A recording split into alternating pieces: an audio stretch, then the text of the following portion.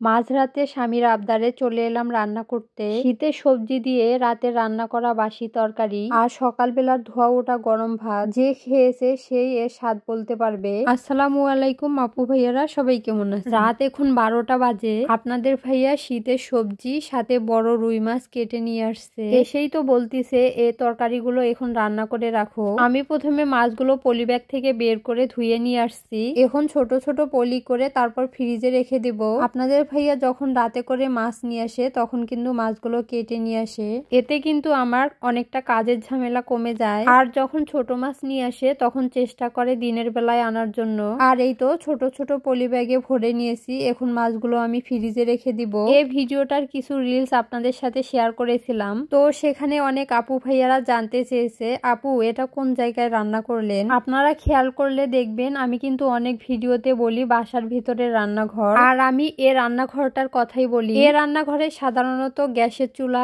Electric চুলা এগুলোই আছে। রাতের বেলা কিংবা মেহমান আসলে খুব তাড়াতাড়ি যখন রান্না করতে হয় তখন কিন্তু আমি এই রান্নাঘরেই রান্না করি। তো যাই হোক, এখন তরকারি কাটতে বসে পড়লাম। আমার পাশে যে বাচ্চাটাকে দেখতে পাচ্ছেন এটা কিন্তু আমার ছোট ননদের মেয়ে। বেড়াতে আসার পর বেশিরভাগ সময় আমার কাছেই থাকে। এই যে এখন রাত 12টা বাজে, তারপরও কিন্তু বাচ্চাটা ঘুমায়নি।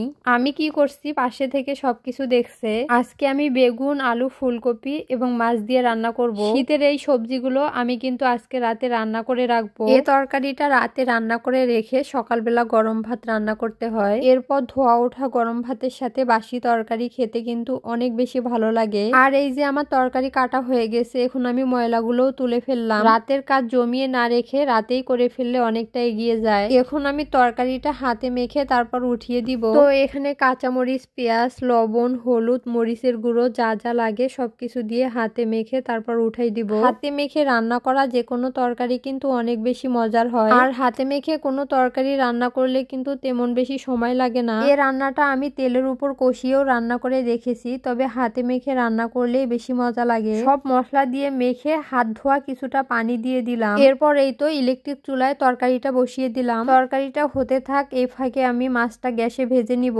এর আগে এই প্যানে মাছ ভাজার একটা রিলস ভিডিও আপলোড করেছিলাম, তো সেখানে এক আপু কমেন্ট করে বলেছে এই প্যানে কিন্তু রান্না করা স্বাস্থ্যসম্মত নয়, কারণ এক সাইড থেকে কালো অংশটা উঠে গেছে। আসলে আমিও কিন্তু এটা জানি, কিন্তু টাকা দিয়ে কেনা জিনিস ফেলে দিতে কষ্ট হয় তাই ব্যবহার করি। আর এইদিকে আমার দুই ছেলের কাহিনী দেখেন, এত রাতে দুজনে কি শুরু করছে। ওদের খেলার ফাঁকে ফাঁকে ভাবলাম একটু ভাত খাইয়ে দিই, তাহলে খেয়ে ঘুমিয়ে যাবে। একজন আরেকজনের দেখা দেখি করে খায়, না হলে তো পিচ্চিটা খেতেই চায় না। হয়তো আপনাদের মনে হতে পারে এত রাত পর্যন্ত জেগে থাকে। আসলে কি বলবো, ওরা দিনের বেলায় অনেক সময় ধরে ঘুমায়, এ কারণে কিন্তু রাতে ঘুমাতে ঘুমাতে অনেকটা দেরি হয়ে যায়। আর এই তো এদিকে দেখেন আমার তরকারি রান্নাটাও একদম হয়ে গেছে। যেভাবে রান্না করেছিলাম ঠিক ওভাবেই রেখে দিয়েছি। আর এখন কিন্তু সকালবেলা ভিডিওটা নিয়েছি। প্রথমেই আমার শাশুড়ি মাকে দেওয়ার জন্য তরকারি বাটিতে উঠিয়ে নিলাম। তো যাই হোক, আজকের ভিডিওটা এ পর্যন্ত। সবাই সুস্থ থাকবেন, ভালো থাকবেন, আল্লাহ হাফেজ।